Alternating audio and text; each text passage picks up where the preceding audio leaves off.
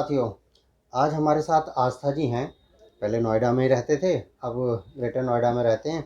और गौ माता में इनकी बड़ी आस्था है, भारतीय संस्कृति में बहुत आस्था है, आयुर्वेद में बहुत आस्था है। और इनकी कुछ स्वास्थ्य संबंधी कुछ समस्या थी, ये बड़े परेशान थे।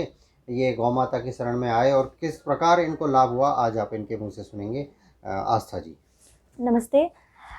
मुझे हार्मोनल इश्यूज़ रहे हैं बहुत टाइम से। मतलब पहले हार्मोनल तो नहीं कहूँगी, पहले मुझे मेंस्ट्रुअल इश्यूज़ थे बहुत ज़्यादा। मुझे मेंस्ट्रुअल पेन बहुत ज़्यादा होता था।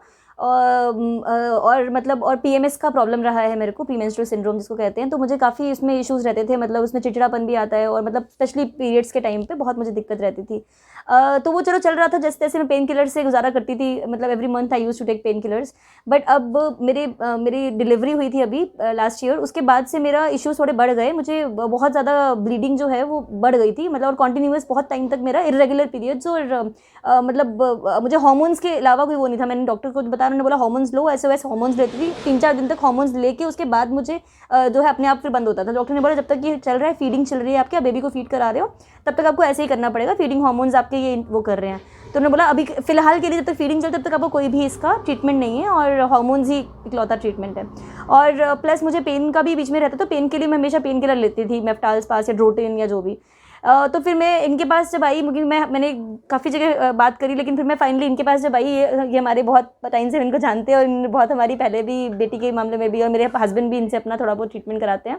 तो जब मैं डॉक्टर आनंद जी के पास आई तो उन्होंने मुझे ये मेडिसिन दी, नारी सुधा और ये गुगलू।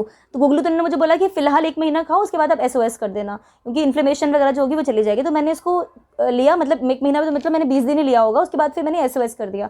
तो पहली बार मुझे पीरियड्स में पेन किलर मुझे नहीं लेनी पड़ी, जो कि मेरे साथ कभी ज़िंदगी, मुझे लगता है जब से मतलब ऑलमोस्ट जब से मुझे पीरियड स्टार्ट हुए होंगे 20 ईयर्स में, मुझे लगता है बहुत पहली बार मुझे ऐसा हुआ कि मैंने पेन किलर नहीं ली और मुझे ऐसी किसी आयुर्वेदिक दवाई से आराम आ गया।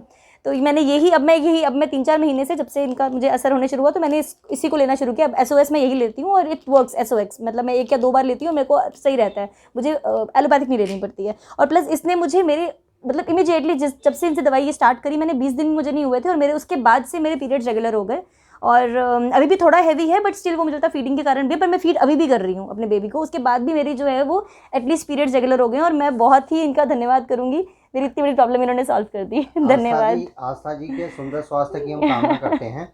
और जैसा कि उन्होंने बताया, अभिषेक जी हमारे बड़े अच्छे मित्र हैं, उनके जो हस्बैंड हैं, उनको कुछ कोलेस्ट्रॉल का इशू था, बहुत कोशिश करने पर भी ठीक नहीं हो रहा था, और गौ माता की कृपा से उनके कोलेस्ट्रॉल का इशू भी ठीक हो गया। उनका भी वीडियो हम आपको बिल्कुल, गौ माता का बताएंगे, आशीर्वाद तो हम दिखाएंगे। मानेंगे, गौ माता का और बहुत ये कृपा है हमारे इनके पे। परिवार में सब स्वस्थ रहें, ऐसी मेरी कामना है। वंदे धन्यवाद। मातरम।